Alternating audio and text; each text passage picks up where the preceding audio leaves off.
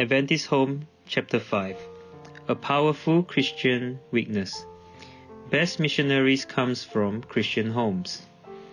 Missionaries for the Master are best prepared for work abroad in the Christian household, where God is feared, where God is loved, where God is worshipped, where faithfulness has become second nature, where haphazard, careless inattention to home duties is not permitted, where quiet communion with God is looked upon as essential to the faithful performance of daily duties. Home duties should be performed with the consciousness that if they are done in the right spirit, they give an experience that will enable us to work for Christ in the most permanent and thorough manner.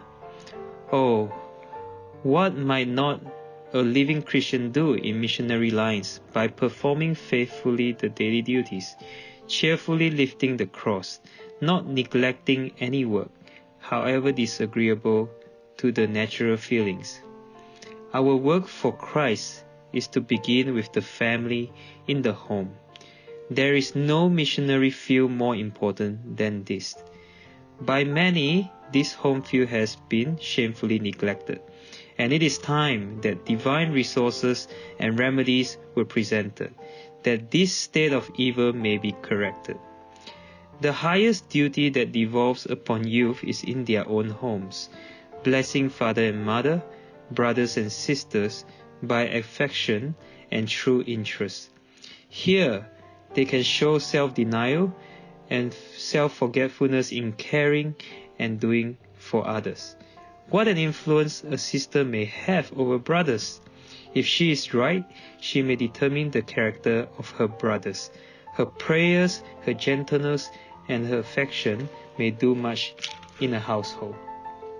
In the home, those who have received Christ are to show what grace has done for them. As many as received him, to them gave he power to become the sons of God, even to them that believe on his name. A conscious authority pervades the true believer in Christ that makes its influence felt throughout the home. This is favorable for the perfection of the character of all in the homes.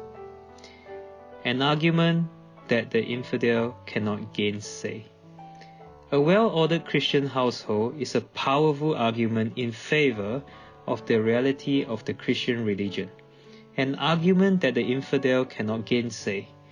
All can see that there is an influence at work in the family that affects the children, and that the God of Abraham is with them.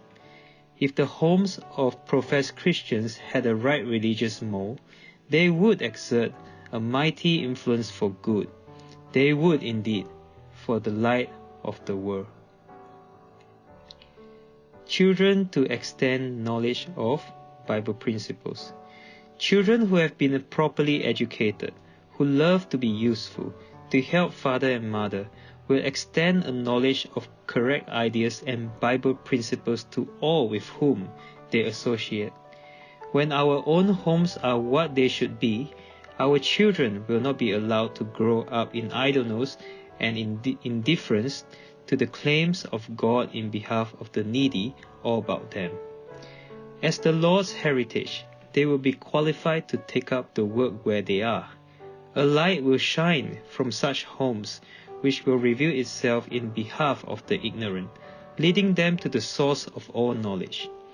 An influence will be exerted that will be a power for God and for his truth. Parents who can be approached in no other ways are frequently reached through their children. Cheerful homes will be a light to neighbors. We need more sunshiny parents and more sunshiny Christians. We are too much shut up within ourselves. Too often the kindly, encouraging word, the cheery smile are withheld from our children and from the oppressed and discouraged. Parents, upon you rests the responsibility of being light bearers and light givers. Shine as lights in the home, brightening the path that your children must travel. As you do this, your light will shine to those without. From every Christian home, a holy light should shine forth. Love should be revealed in action. It should flow out in all home intercourse, showing itself in thoughtful kindness, in gentle, unselfish courtesy. There are homes where this principle is carried out, homes where God is worshipped and truest love reigns. From these homes, morning and evening prayer ascends to God as sweet incense, and His mercies and blessings descend upon the suppliant like the morning dew. Results of family unity. The first work of Christians is to be united in the family. Then the work is to extend to their neighbors nigh and far off. Those who have received light are to let their light shine forth in clear rays. Their words, fragrant with love of Christ, are to be a savour of life unto life. The more closely the members of a family are united in their work in the home, the more uplifting and helpful will be the influence that father and mother and sons and daughters will exert outside the home. Good men needed more than great minds. The happiness of families and churches depend upon home influences. Eternal interests depend upon the proper discharge of the duties of this life. The world is not so much in need of great minds as of good men who will be a blessing in their homes. Avoid mistakes that may close doors. When religion is manifested in the home, its influence will be felt in the church and in the neighborhood. But some who profess to be Christians talk with their neighbors concerning their home difficulties. They relate their grievances in such a way as to call forth sympathy for themselves. But it is a great mistake to call forth sympathy for themselves. But it is a great mistake to pour our trouble into the ears of others, especially when many of our grievances are manufactured and exist because of our irreligious life and defective character. Those who go forth to lay their private grievances before others might better remain at home to pray, to surrender their perverse will to God, to fall on the rock and be broken, to die to self that Jesus may make them vessels unto honor. A lack of courtesy, a moment of petulance, a single rough, thoughtless word will mar your reputation and may close the door to hearts so that you can never reach them.